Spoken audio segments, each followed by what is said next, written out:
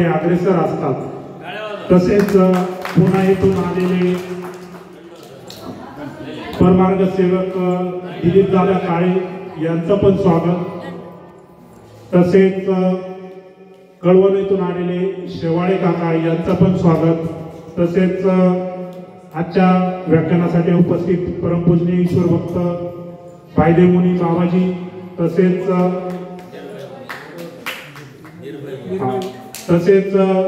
निर्भय मुनी यांचं पण इथे आगमन झालंय। परमपूजनीय ईश्वर भक्त निर्भय मुनी यांचं पण टाळ्या वाजवून आपण स्वागत करूया। तसेच भरत बाबाजी आणि त्यांचा परिवार सर्वांचे स्वागत। तसेच ज्यांच्या नामाने हा या कार्यक्रमाला सुरुवात झाली तपस्वी राज दादा पंजाबी आपल्या सर्वांचं मी शब्दसुमाने स्वागत करतो। आणि परमार्ग सेवक अनिल दादा निकाडे यांना मी विनंती करतो की आपण या सत्रास सुरुवात करावी। दंडवत प्रणाम। दंडवत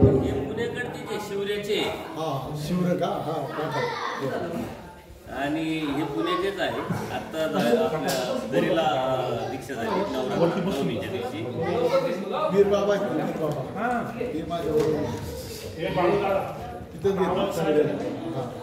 वीर बाबा पंचबाबा सरले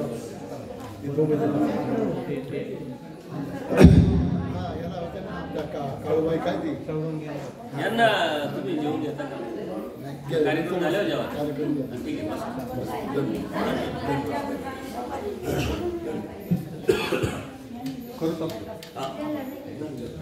सर्वज्ञ श्री चक्रधर स्वामी की अरे आवाज थोड़ा सर्वज्ञ श्री चक्रधर स्वामी की जय। सर्वज्ञ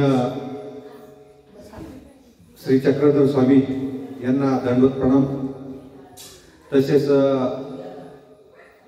माझे गुरुवर्य ईश्वर भक्त श्री भाईदेवमुनी बाबा तसेच त्याचप्रमाणे हे बाबाजी बाबांचं नाव माहीत नाही समोर बसलेले बाबा निर्भय गुणी आत्ताच आले आणि आपण सर्व तपस्वीराज आपले दुधाडे काका तसेच काही या नगर जिल्ह्यातून आलेली आपली वासनिक मंडळी काही जाधववाडीवरून आले पंढरपूरवरून आले नाशिकवरून आत्ताच आपले दिलीप भाऊ काळे पुण्यावरून आले या सर्व वासनिकांचं मनापासून आभार। आपण हा कार्यक्रम ठेवला आपण हा ढोऱ्या डोंगरामध्ये ठेवला। तो का ठेवला? कारण परमेश्वरानं सृष्टी निर्माण करून स्वतः अवतार घेऊन वाडोवाडी फिरले आहे। हे तत्वज्ञान अधिकारी जीवांना निमित्त करून आपल्यापर्यंत हे तत्वज्ञान पोहोचवलं। हे तत्वज्ञान आपल्यापर्यंत सहजासहजी आलं नाही। याच्या मागे आपले काही मागल्या जन्माचे काही चांगले कर्म असतील त्याच्यामुळे परमेश्वराची ओळख आपल्याला झाली आणि या इथपर्यंत या ढोऱ्या डोंगरापर्यंत तुम्ही आले। हा ढोऱ्या डोंगर एक पवित्र ही जागा आहे। या जागेमध्ये भरपूर साधू संतांनी आपला देहत्याग केला। परमेश्वराची भक्ती करून आपलं या ठिकाणी त्यांनी जीवनाचा शेवट केला।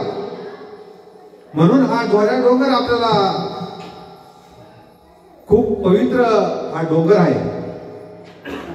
म्हणून या डोंगरामध्ये आल्यानंतर आपल्याला त्या पूर्वजांची ज्यांनी आपलं देहत्याग केला परमेश्वर प्राप्तीसाठी त्यांची आठवण व्हावा आणि त्यांच्याप्रमाणे आपल्यालाही परमेश्वर मिळावा हे आपल्या समजण्यासाठी आपण इथपर्यंत आलो पाहिजे। या ठिकाणी आलो आणि नंतर ही जी वास्तविक मंडळी आहे संत मंडळी आहे हे साधू संत आहे हे परमेश्वराला अनुसरले। परमेश्वराला कोण अनुसरलं तुम्हाला माहित आहे का? कारण आपल्या घरातून कोण पळून जातं तुम्हाला माहित आहे का? आपल्या घरातून जर एखाद्या मुलीचं किंवा मुलाचं एखाद्या मुलीबरोबर किंवा एखाद्या मुलावर खूप प्रेम असतं आणि त्याचा त्या विरह त्याला सहन नाही होत, तो त्या व्यक्तीसाठी घरातून पळून जातो, कारण त्या व्यक्तीवर त्याचं खूप प्रेम असतं म्हणून तो घरातून पळून जातो. तसे या साधू संतांनी परमेश्वरावर प्रेम केलं म्हणून आज जी संपत्ती असेल, प्रॉपर्टी असेल, जे नातेवाईक असतील ते सोडून अनुसरले. हे खूप महत्वाचं आहे. अनुसरण्याची जी हिंमत होती, हिंमत सदस्याची कोणाची होत नाही. त्याला परमेश्वरावर भरपूर असं प्रेम करावं लागतं, तरच या अनुसरण्याची हिंमत आपल्याला या ठिकाणी होईल. आणि परमेश्वरानं सांगितलं अनुसरल्याशिवाय तुम्हाला परमेश्वर भेटणार नाही. जो परमेश्वराचा आनंद आहे तो भेटणार नाही, कारण ही सृष्टी परमेश्वरानं निर्माण केली या जीवासाठी, त्या जीवाला आनंद मिळावा यासाठीच. हा सगळा खटकोप परमेश्वराने याच्यासाठीच केला का ह्या जीवाचं परमेश्वराने दुःख भोगवलं नाही, म्हणून ही सृष्टी निर्माण केली. आणि सृष्टी निर्माण करून आपल्याला हा मानव जन्म दिला. हा मानव जन्म का दिला? का आपल्याला या मानव जन्मामध्ये येऊन भक्ती करायची असते, आणि ती भक्ती करायची परमेश्वराची. आणि ती का करायची? कारण आपल्याला या मायाच्या कामामध्ये आपण सर्वजण त्या कामामध्ये खितपत पडलो होतो, आणि म्हणून परमेश्वराला आपली दया आली, किंव आली. परमेश्वरानं शोधणी केली. त्या शोधणीमध्ये परमेश्वरानं पहिल्यांदा देवता या वर्गाकडे बघितलं, पण देवता या परमेश्वराचा आनंद घेण्याच्या योग्य नव्हता. त्यानंतर परमेश्वरानं प्रपंचाकडे बघितलं. प्रपंच जड असल्यामुळे त्याचा विषय नव्हता. आणि मग आपल्या जीवाकडे बघितलं तर हा जीव तो आनंद घेण्याच्या योग्य होता.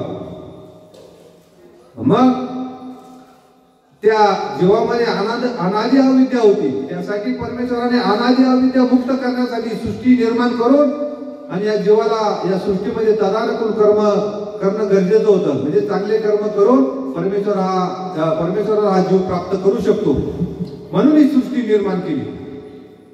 ते आपल्या लक्षात येत नाही. म्हणून परमेश्वरानं आपल्याला भक्ती कोणाची करायची हे सुद्धा आपल्याला तत्वज्ञानातून सांगितलं. आपल्याला खूप गैरसमज आहे. आपण बऱ्याचदा अन्य मंडळी, आपणही अन्य होतो. आम्ही त्या टायमाला मी देवता भक्ती करायचो. त्या टायमाला माझा असा गैरसमज होता की सगळे देवता एकच आहे, सगळे देव एकच आहे, कोणाची भक्ती केली तर काही फरक पडत नाही. पण नंतर जसा उपदेश घेतला, भाऊंचा संपर्क झाला, भाऊंनी सत्संगामध्ये सांगितलं. काही सत्संगामध्ये भाऊ सतत सांगत असतात अभ्यास करा. मग आम्ही अभ्यासाला सुरुवात केली आणि त्या अभ्यासातून आम्हाला समजलं का देवता वेगळा आणि परमेश्वर हा वेगळा आहे. परमेश्वरानं सृष्टी निर्माण केली त्यावेळेस ती सृष्टी चालवण्यासाठी या देवता अव्यक्त स्वरूपात या देवता होत्या, त्या व्यक्त केल्या आणि या सृष्टीच्या कामाला या देवता लावल्या. मग त्यावेळेस समजलं की परमेश्वर हा वेगळा आहे, देवता वेगळा आहे. मग आपल्याला जर परमेश्वराचा आनंद मिळवायचा असेल, मोक्ष प्राप्ती करायची असेल, तर आपल्याला परमेश्वराच्या भक्तीशिवाय पर्याय नाही. आणि म्हणून ती भक्ती ही आपली त्याचप्रमाणे पाहिजे. माईम भट्टांनी एकदम त्या काळामध्ये हुशार ब्राह्मण होते. त्यांचे 6 शास्त्र, 4 शास्त्र, 18 पुराण, वेद हे सगळं काही तोंडी पाठ होतं, मुखगत होतं, आणि तेही देवता भक्ती करायचे.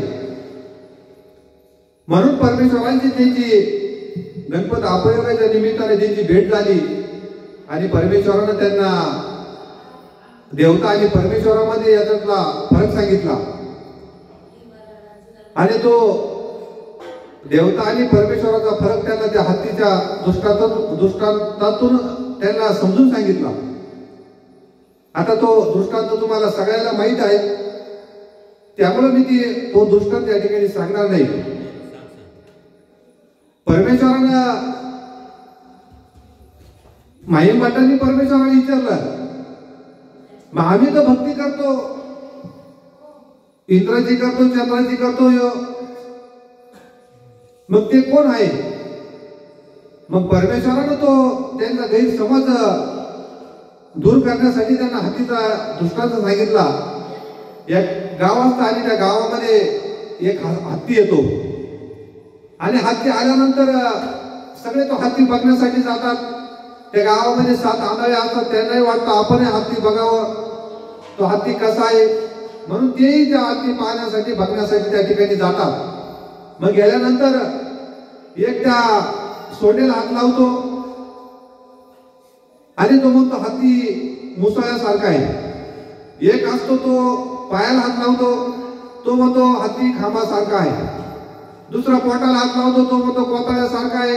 तिसरा पाठीला हात लावतो, तो म्हणतो भिंतीसारखा आहे. आणि जो एक शेवटचा जो 6वा आहे तो शेपटीला हात लावतो, तो म्हणतो हत्ती हा झाडू सारखा आहे.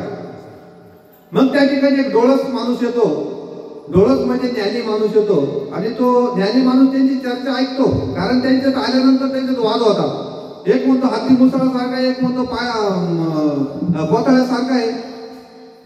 मग ही चर्चा त्या डोळस माणसाने ऐकल्यानंतर तो डोळस माणूस त्यांच्या जवळ येतो आणि मग तो त्यांना समजून सांगतो का हे हत्ती नाही, हे हत्तीचे एक एक अवयव आहे. मग या दृष्टांतातून परमेश्वर माहीम भटांना सांगतात की परमेश्वर वेगळा आहे, या देवता आहे, परमेश्वराच्या शक्ती आहे. म्हणून या देवता या परमेश्वराच्या सेवेसाठी, ही सृष्टी चालवण्यासाठी या परमेश्वरानं व्यक्त केलेला आहे. मग त्यावेळेस माहीम भटांना समजतं खरोखर परमेश्वर वेगळा आहे आणि आपण जे समजत होतो, जी भक्ती करत होतो ती वेगळी आहे. त्याच्यातून आपल्याला कोणताही फायदा होणार नाही. म्हणून हे दृष्टांत आपल्याला परमेश्वरानं आपल्याला 114 दृष्टांत सांगितले, हे आपल्याला समजण्यासाठी सांगितले. कारण आपल्याला दृष्टांत सांगितल्याशिवाय किंवा अशा उदाहरण देऊन सांगितल्याशिवाय आपल्याला कळत नाही, जेव्हा अज्ञान असतो. म्हणून आपल्याला भक्ती करायची तर आपल्याला परमेश्वराचीच करायची. देवतेची भक्ती आजपर्यंत आपण आतापर्यंत केली, गेले अनेक सृष्ट्यांमध्ये आपण तेच केलं. त्रेतायुगामध्ये आपल्याला 1 लाख वर्षाचं आयुष्य होतं. ते आयुष्य 1 लाख वर्षाचं आयुष्यामध्ये आपण देवतेची भक्ती केली, त्याच्यामुळे परत आज मी इथपर्यंत आलो. कृतयुगामध्ये 10,000 वर्षाचं आयुष्य होतं, त्याच्यातही आपल्याला परमेश्वर प्राप्त करता आला नाही. द्वापर युगामध्ये 1,000 वर्षाचं आयुष्य होतं. इतकं आयुष्य असतानाही आपल्याला परमेश्वर प्राप्त करता आला नाही. आता कलियुगामध्ये 100 वर्षाचं आयुष्य, आता 100 वर्षाचं आयुष्यामध्ये आपल्याला परमेश्वर प्राप्त करायचं आहे. म्हणून आज प्रत्येकाचं आपलं 50-50 वर्ष, कोणी 60, इकडं भरत वयाचे वास्तविक आहे, 70 वर्षाचे आहे, 60 वर्षाचे आहे. या कलियुगामध्ये जरी 100 वर्षाचं आपल्याला आयुष्य आहे, पण 100 वर्ष माणूस कोणी जगत नाही. जुने माणसं जगायची 100 वर्ष, आता लय झालं तर 80. आता तर आमच्या जे वयाचे आहेत 80 पर्यंतही पोहोचणार नाही, ते 60 मध्येच आवरून घेतील. आणि म्हणून आपलं निम्म आयुष्य बालपणामध्ये गेलं, निम्म झोपण्यात गेलं. आता राहिलं 22 वर्ष, हे आपल्याला परमेश्वराची भक्ती करून परमेश्वर आपल्याला प्राप्त करायचं आहे. हे आपण लक्षात घेतलं पाहिजे, समजून घेतलं पाहिजे. अनेक जन्म आपण अनेक सृष्ट्यामध्ये परपंचात करीत आलो, संसार करीत होतो, या पैशामध्ये आपण पळलो. परमेश्वराने आचाराचं शेवटच्या सूत्रामध्ये सांगितलं, ते सूत्र आपण कधी मध्ये बघत आला, ते बघितल्यानंतर आपल्याला लक्षात येईल की खरंच आपले किती जन्म गेले, कसे गेले, ते आपण बघत नाही. भाऊंनी आता गेली 5 तारखेपासून 25 तारखेपासून हा सर्वज्ञ सेवा वास्तविक मंडळ आयोजित हा पंचवर्ष तप कृती नामस्मरण व आचरण सोहळा हा चालू आहे. हा आचरण सोहळा, हा नामस्मरण सोहळा घेण्याचं कारण एकच आहे काय, आपल्याला हे तत्वज्ञान समजावं, कळावं. कारण असा कार्यक्रम आपण जर बघितला तर महाराष्ट्रामध्ये कुठेही होत नाही. फक्त तुम्हाला पोती आश्रमामध्ये मोठमोठ्या आश्रमामध्ये चालती थोडीफार तिथं आपल्याला जाण्याला वेळ नसतो म्हणून आपल्याला ते कळत नाही. आपल्या गावामध्ये तालुक्यामध्ये जिल्ह्यामध्ये मोठमोठे कार्यक्रम होत असतात पण त्या कार्यक्रमामध्ये तत्वज्ञान सांगितलं जात नाही. तिथं फक्त तुम्हाला महाभारत रामायण काही कथा मोठमोठ्याला पत्ती ते कार्यक्रम घेण्याचा उद्देश त्यांचा एकच असतो की पैसा जमा व्हावा. आताच आमच्या शहराच्या गावामध्ये परवा कार्यक्रम झाला कृष्णाला आम्ही गेलो होतो. त्या कार्यक्रमामध्ये कृष्णानं त्या काल तुम्हाला ती गोष्ट सांगितली असेल का तो कार्यक्रम होत असताना ते निरूपण होत असताना बाबांनी शेवटपर्यंत चक्रधर स्वामींचा एकटाही नाम उल्लेख केला नाही. त्यांनी त्या ठिकाणी रामायण महाभारत लोक नादी लावण्याचं काम त्या ठिकाणी वास्तविक नादी लावण्याचं काम लोकांना अशाच गोष्टी आवडतात. म्हणून मी माझ्या शेजारी तिथलाच एक वासनिक बसलेला होता आणि मी त्याला विचारलं काही हे बाबांनी एकदाही चक्रधर स्वामीचा नाम उल्लेख केला नाही. हे महाभारत रामायणाची कथा आपल्याला या ठिकाणी सांगतात तर आपल्याला गरज आहे तत्वज्ञानाची. मग त्यानं मला सांगितलं का ह्या अशा गोष्टी सांगाव्या लागतात तरच अशा लोकांना आपल्यासारख्या लोकांना समजतं की धर्म काय आहे ते लक्षात येतं. म्हणलं तुमच्या गावात उपदेश किती आहे. त्यानं सांगितलं आमच्या गावात 70% उपदेशी होतं. आता फक्त 20% राहिले.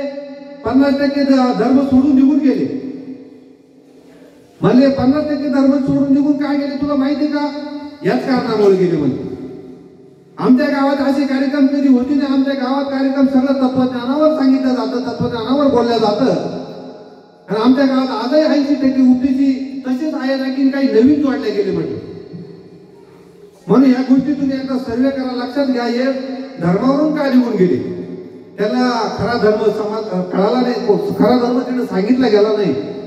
गेले ते गाव बऱ्याच वर्षापासून जवळजवळ 70% गाव उपदेशी होतं पण तिथे तत्वज्ञानाचं काही गोष्टी काही तत्वज्ञान सांगितलं त्यामुळं ते गाव आज जवळजवळ 70% धर्मावरून गेलं. खरं 10-20% त्या 20% मध्ये असे मी त्या ठिकाणी शोधणी केली का 10 लोक आज त्या मानभाव पंथामध्ये आहे ऍक्टिव्ह आहे. त्यांना मानभाव पंथाचं काही तत्वज्ञान थोडंफार माहीत आहे.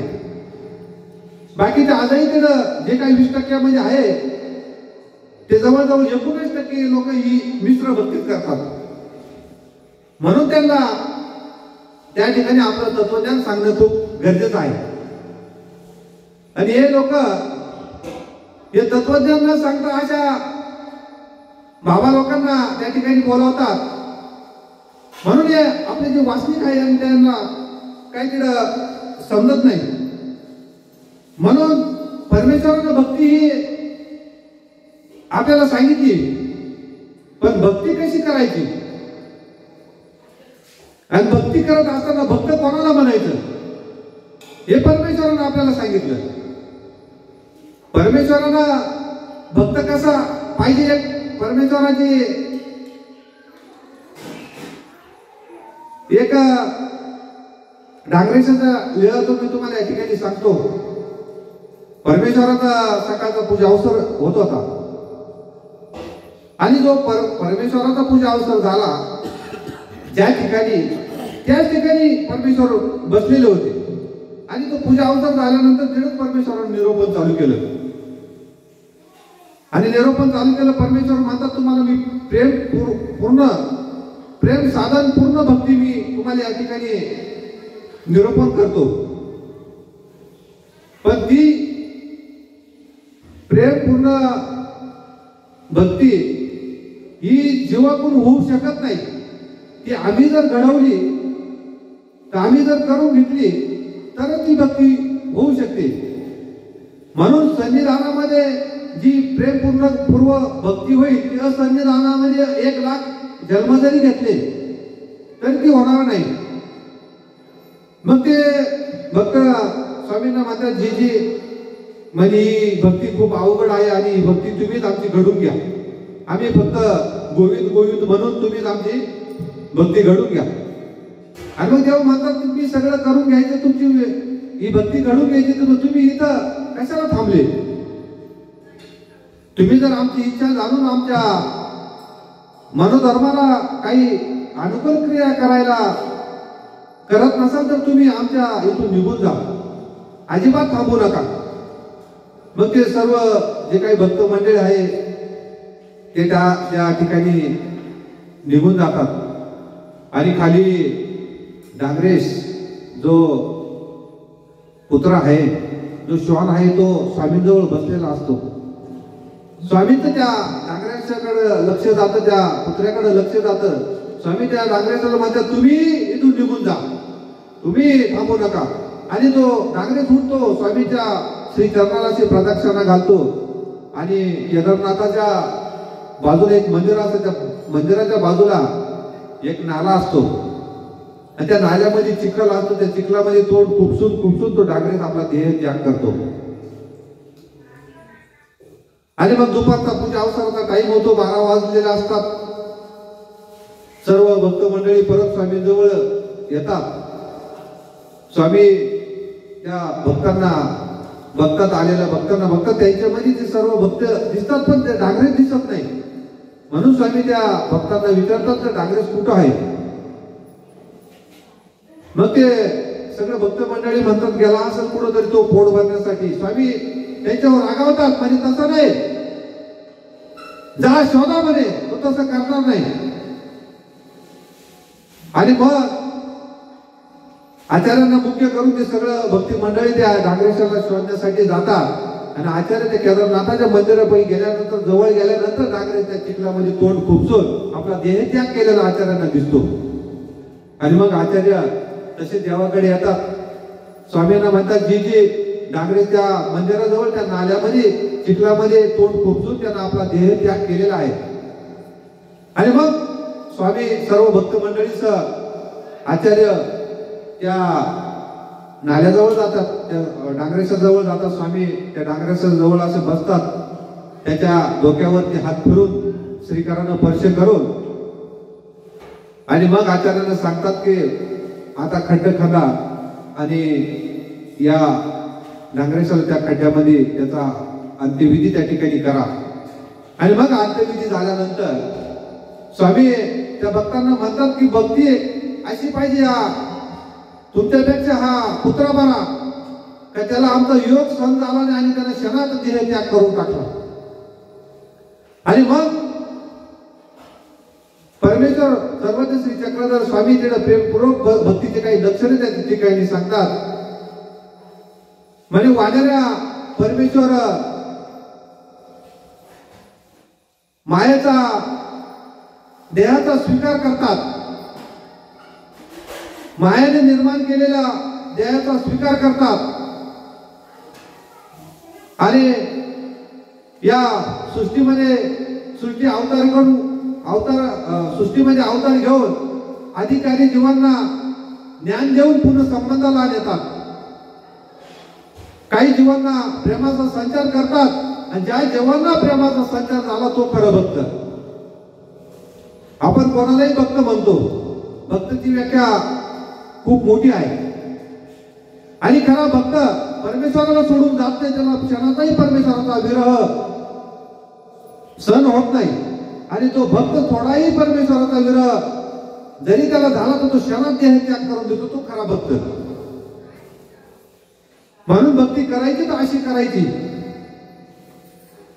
अन्यथा आपल्यासारखी भक्ती ही परमेश्वराला प्राप्तही करू शकत नाही आणि परमेश्वरानं तो सांगितलेला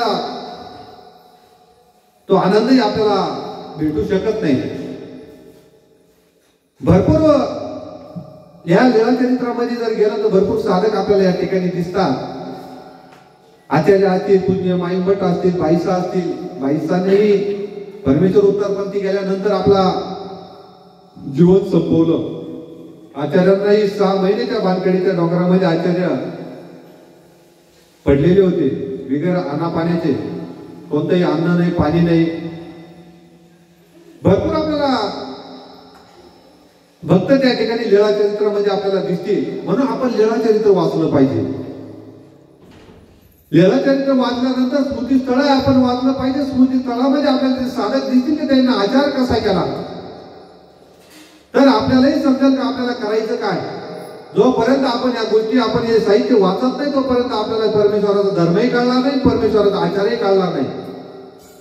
बरीच मंडळीला तत्वज्ञान समजलं, परमेश्वराने काय सांगितलं ते कळलं, पण परमेश्वराने करायला लावलं हे आजपर्यंत आपल्याला कळलं नाही. म्हणून परमेश्वराने जे सांगितलं ते आपल्याला करायचंय. केल्यानंतर परमेश्वर आपल्याला भेटणार आहे. परमेश्वराचा जो आनंद आहे, परमेश्वराचं जे मिशन आहे आपल्याला आनंद देण्याचं ते मिळणार आहे. ही खूप महत्वाची गोष्ट आहे. ही प्रत्येक वास्तविकांनी आपल्या मनामध्ये आपण हा विचार केला पाहिजे. आपल्याकडं सर्व आहे, संपत्ती आहे, बुद्धी आहे, ज्ञानही आहे, पण आपल्याजवळ परमेश्वर नाही.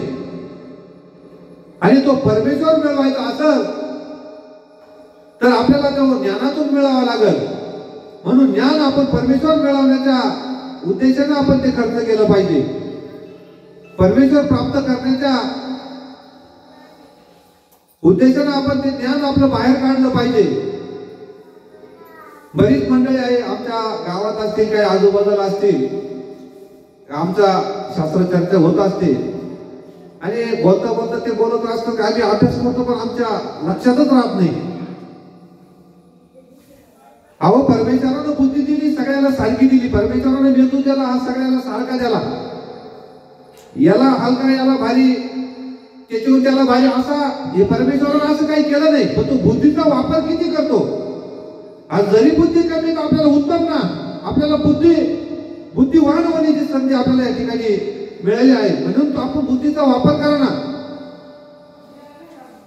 बरीच मंडळी आपल्याला या आपला जो मानवभाव पंथाचा किंवा आपला धर्माचा जो कार्यक्रम असतो त्या कार्यक्रमामध्ये लागणारा जो खर्च आहे तो खर्च एकट्याचा किंवा असा एक दोघांचं काम, कारण कार्यक्रम हा मोठा असतो आणि तो खर्चही जास्त असतो. म्हणून त्या कार्यक्रमासाठी आपला वर्गणी पैसाही तितकाच जास्त लागणार आहे. म्हणून आपण जर वर्गणी जर एखाद्या पैसे मागण्यासाठी जर गेलो तर त्यावेळेस त्याच्या तो एकदम कंगाल व्हायला असतो, भिकारचोट व्हायला असतो. त्याच्याकडे त्यावेळेस काहीच पैसे नसतात.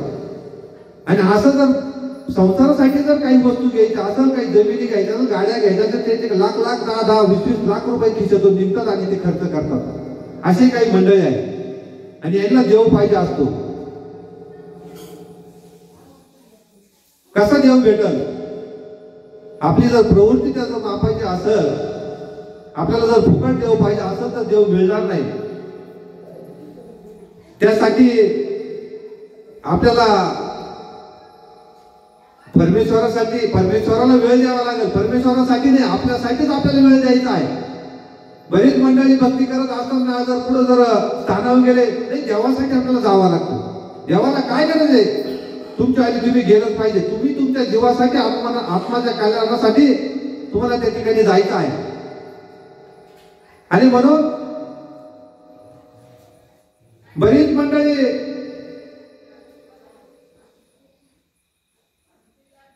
त्यांना ज्ञान आहे,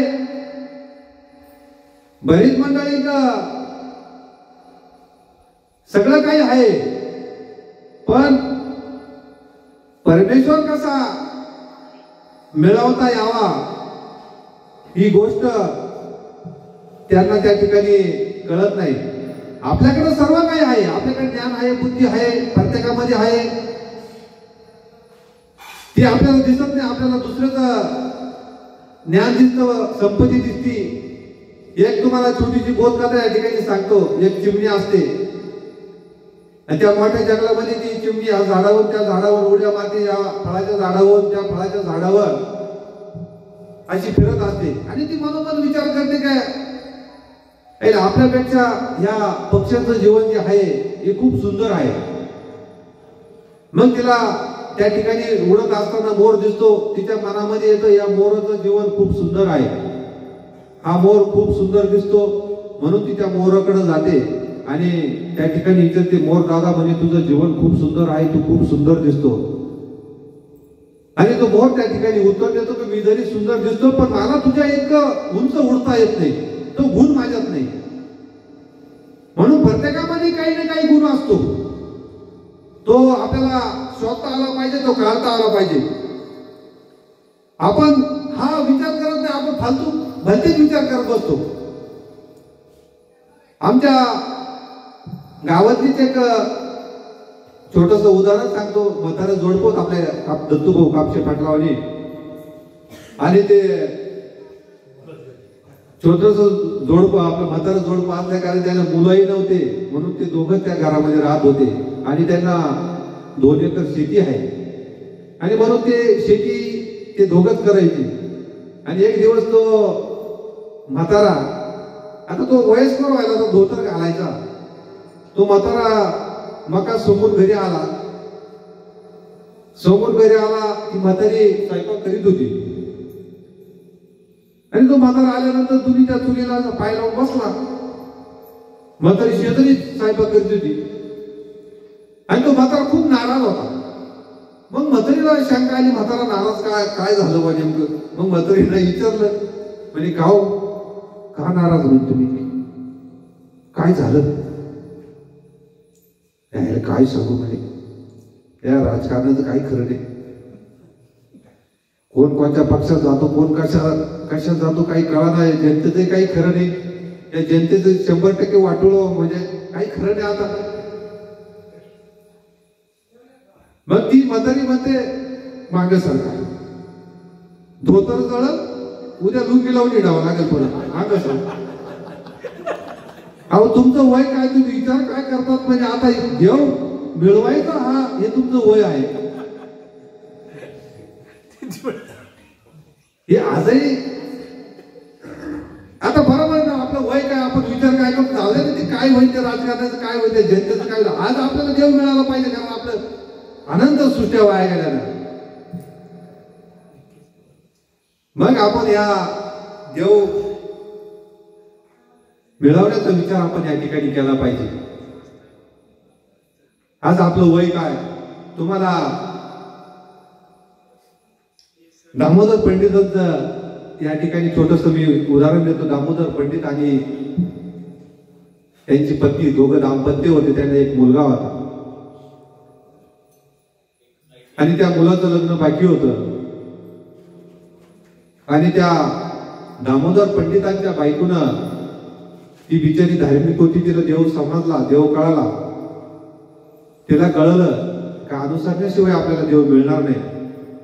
दामोदर पंडितांना त्या टायमाला ते समजलं नाही, पण तिच्या लक्षात आलं, कारण ती बुद्धिवान होती, ती विचार करायची. विचार करूनच आपल्याला हे लक्षात येतं. जो माणूस विचार करीत नाही ना, त्याच्या गोष्टी लक्षात येत नाही. म्हणून आपण बुद्धीचा आपण वापर केला पाहिजे, विचार केला पाहिजे. विचार तो आपल्या आत्मकल्याणाच्या दृष्टीने विचार केला पाहिजे. आपण विचार करतो पैसे मिळवण्याच्या दृष्टीनं, प्रगतीच्या दृष्टीनं, संपत्तीच्या दृष्टीनं, पण आत्मकल्याणाच्या दृष्टीने जर आपण विचार केला, त्या गोष्टी ऑटोमॅटिक आपल्या ध्यानात येत असतात. आणि मग तिनं नवऱ्याला विचारलं, आपल्याला एक मुलगा आहे आणि त्या मुलगाचं लग्न बाकी आहे आणि त्या मुलाचं लग्न करण्यासाठी आपल्याला दोघांची या ठिकाणी गरज नाही, कोणीतरी एकटा असला तरी आपण त्या मुलाचं लग्न तो करू शकतो. म्हणून आपल्याला अनुसरायचं आहे. अगोदर तुम्ही अनुसरता का मी अनुसरू. मग दामोदर पंडितांनी सांगितलं, तू अनुसर.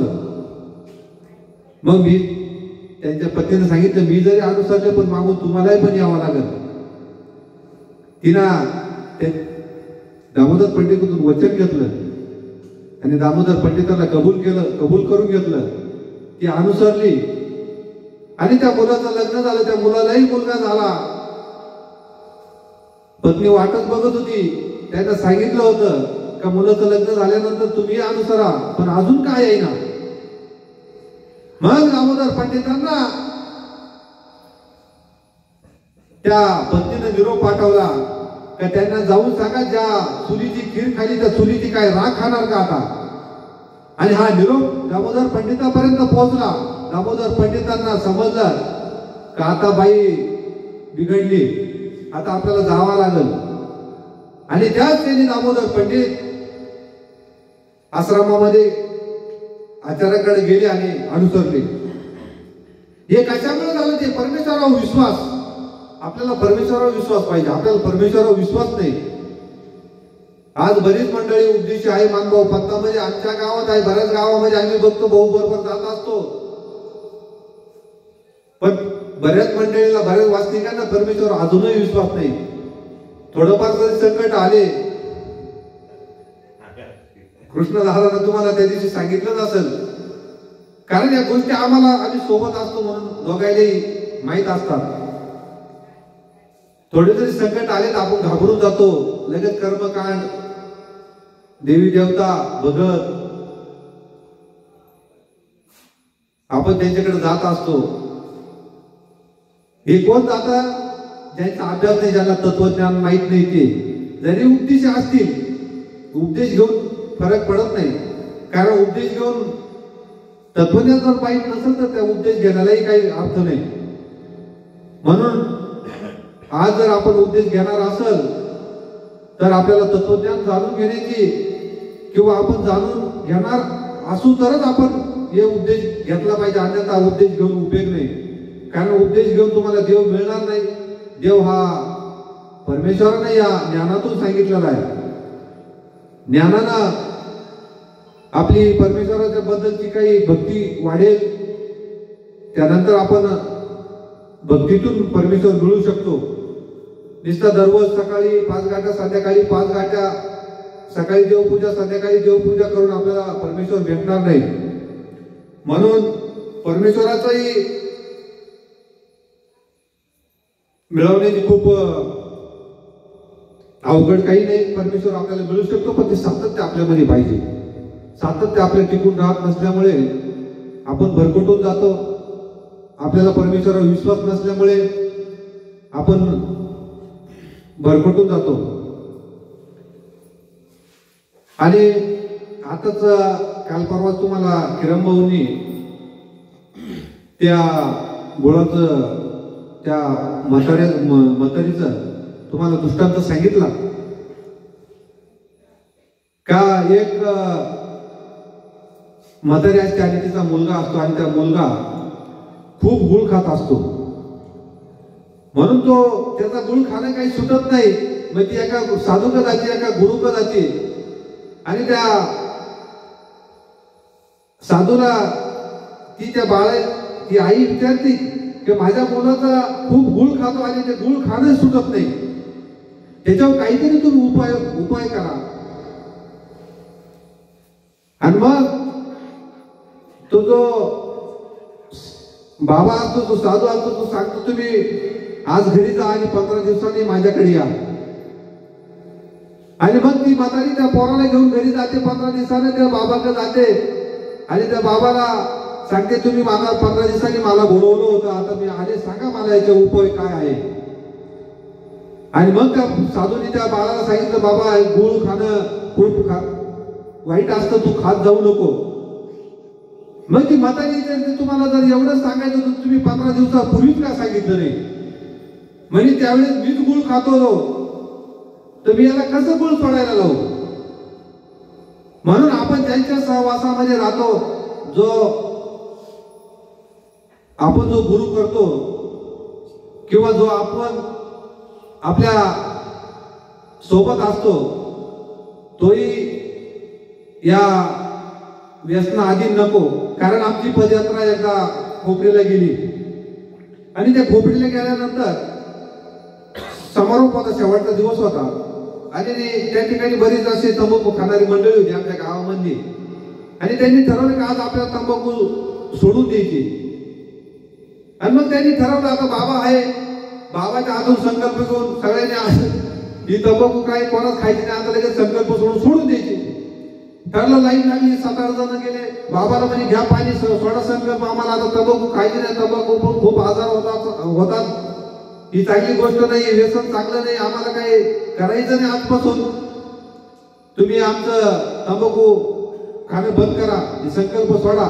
बाबा म्हणे ठीक आहे, आणा पाणी आणि आणलं पाणी. प्रत्येकाचा संकल्प सोडून घेतला. प्रत्येक जणांना तंबाखू सोडली. प्रत्येकाने तिथे प्रतिज्ञा केली, विडा ठेवला. मग काय सोडली सगळे पदयात्रे झालं. यांना सोडली त्यांना सोडली, 7 जणांची नावं घेतली, तिथे पुकारली, त्यांचा सत्कार झाला आणि सगळी मंडळी आजूबाजूला निघून गेली.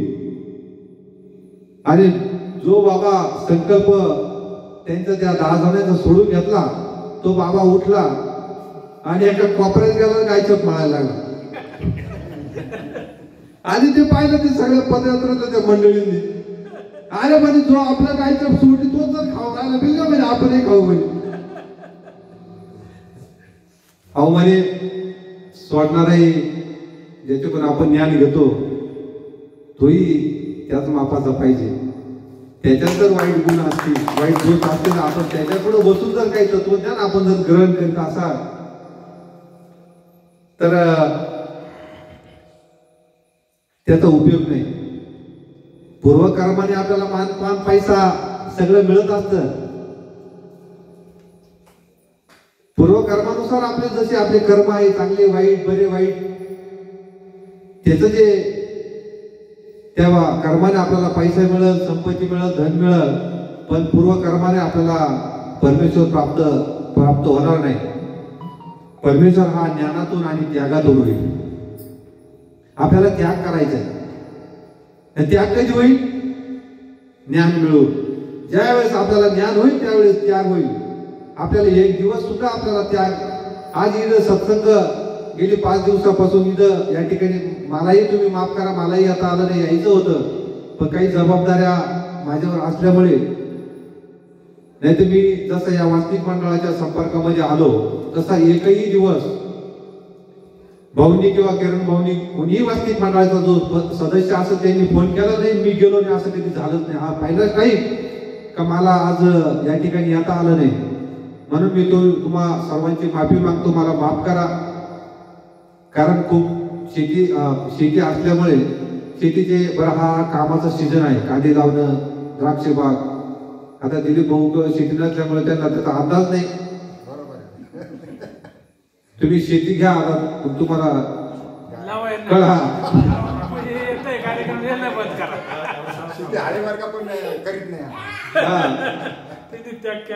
नाही शेती करा, पण एका विशिष्ट वयापर्यंत एकदा परमेश्वराचं जे अनुसरण्याचं जे वय आहे त्या वयात अनुसरलंच पाहिजे.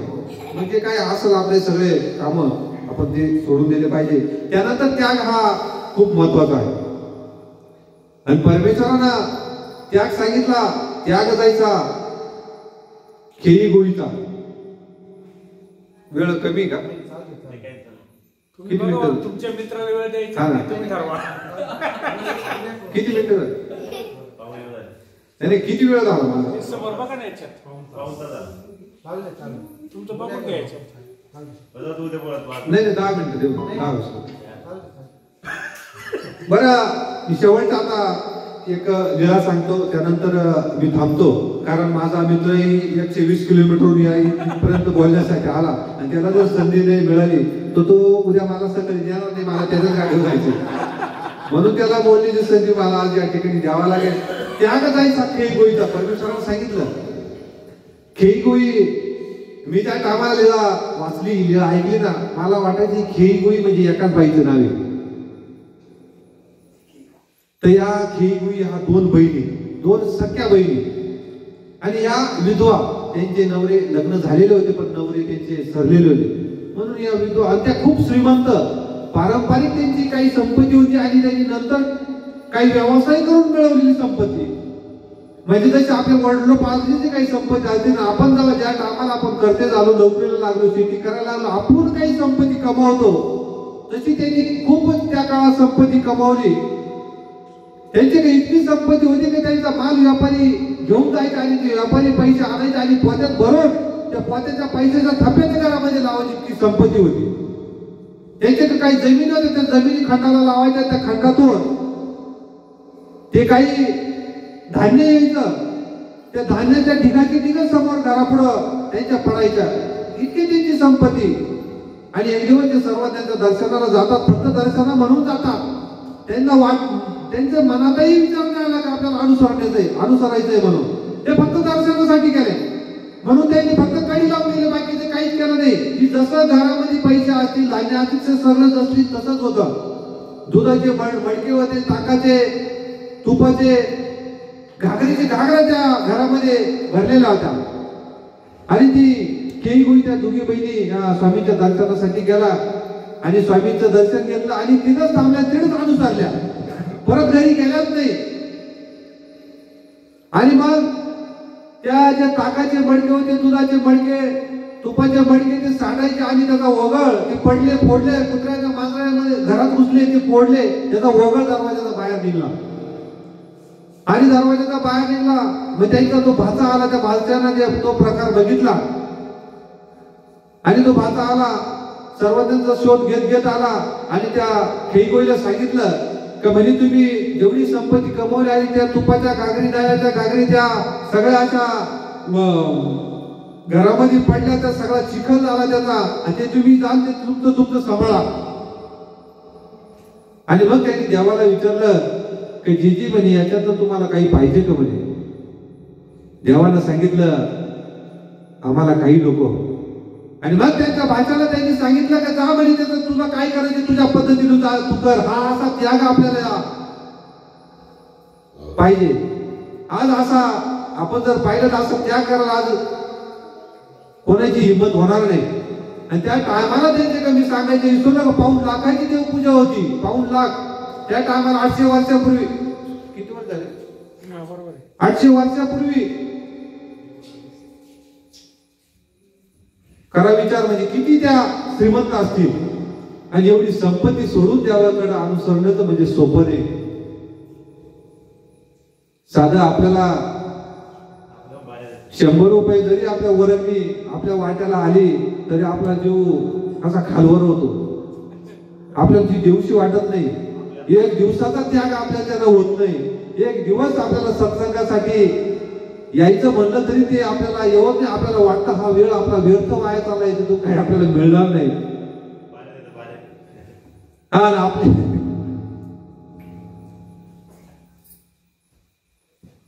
जाऊया बोलण्यासारखं खूप काही आहे. शरद दादाही नाराज होईल, त्यालाही बोलायचं आहे. सगळ्यांचे या ठिकाणी मी आभार मानतो. नगरवरून काही आले, काही जाधववाडीवरून, आपले कमळाकर दादा बोयगाववरून आले, 200-250 किलोमीटर, त्यांचेही खूप खूप आभार मानतो. आणि आपलं जे वासनिक मंडळ आहे त्यांचंही खूप खूप आभार मानतो. आणि माझे आज पुण्याहून आले निर्भय मुनी बाबा यांचंही खूप खूप आभार मानतो, दिलीप भाऊ. आणि आपले पुण्याचे काही आपले आज नवीन पाहुणे आले, त्यांची आताच आमची ओळख झाली, त्यांनाही आम्ही या ठिकाणी बोलवलं. त्यांचं प्रथम आपण सर्वांनी टाळ्या वाजवून स्वागत करा. आणि एवढं बोलून थांबतो. दंडवत प्रणाम.